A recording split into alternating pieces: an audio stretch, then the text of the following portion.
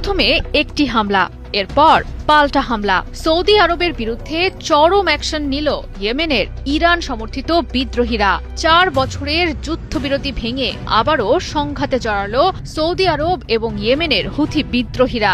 উভয় পক্ষের পাল্টাপাল্টি হামলায় প্রশ্ন উঠেছে, তাহলে কি আবার আরেকটি যুদ্ধের দিকে অগ্রসর হচ্ছে মধ্যপ্রাচ্য?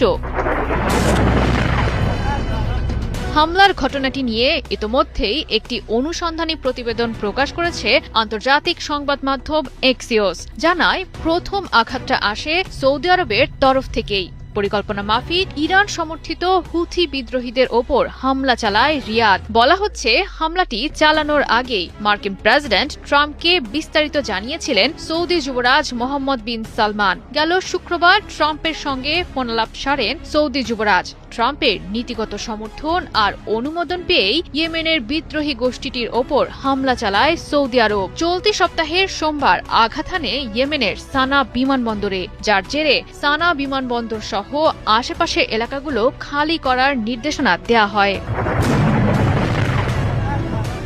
সময় নষ্ট না করে পাল্টা জবাব দিয়েছে ইয়েমেনের প্রতিরোধ গোষ্ঠীটি। সৌদির আক্রমণের ঘটনাকে নগ্ন আগ্রাসন আখ্যা দিয়ে চালিয়েছে প্রতিশোধমূলক ক্ষেপণাস্ত্র হামলা। আঘাত এনেছে সৌদি আরবের দক্ষিণাঞ্চলীয় পার্বত্য সীমান্ত অঞ্চলে অবস্থিত আভা আন্তর্জাতিক বিমানবন্দরে।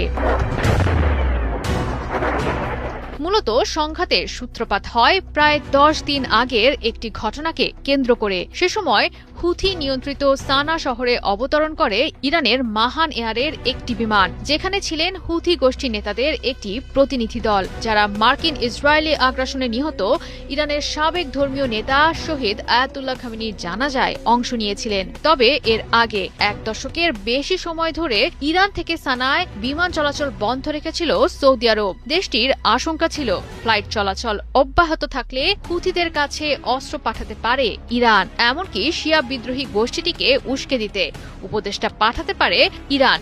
এমন ভয়েও ভীত ছিল সৌদি আরব। আর সেই চিন্তা থেকেই প্রতিনিধিদের বহনকারী বিমানটি লক্ষ্য করে হুথি নিয়ন্ত্রিত সানা বিমানবন্দরে হামলা চালায় রিয়াদ। বলা হচ্ছে, 2022 সালের পর সবচেয়ে বড় ধরনের আন্তঃসীমান্ত সামরিক উত্তেজনায় জড়ালো সৌদি এবং ইয়েমেনের প্রতিরোধ গোষ্ঠীরা। সহসাই সমাধান না হলে গাজা, ইরান, লেবাননের পর ইয়েমেনও পরিণত হবে বড় সংঘাতের কেন্দ্রবিন্দুতে, দাবানলের মতো, যার আগুন ছড়িয়ে পড়ে আরও উস্কে দিবে চলমান ওয়াশিংটন তেহরান সংঘাত। আশঙ্কা, পরিস্থিতির অবনতিতে হরমুজ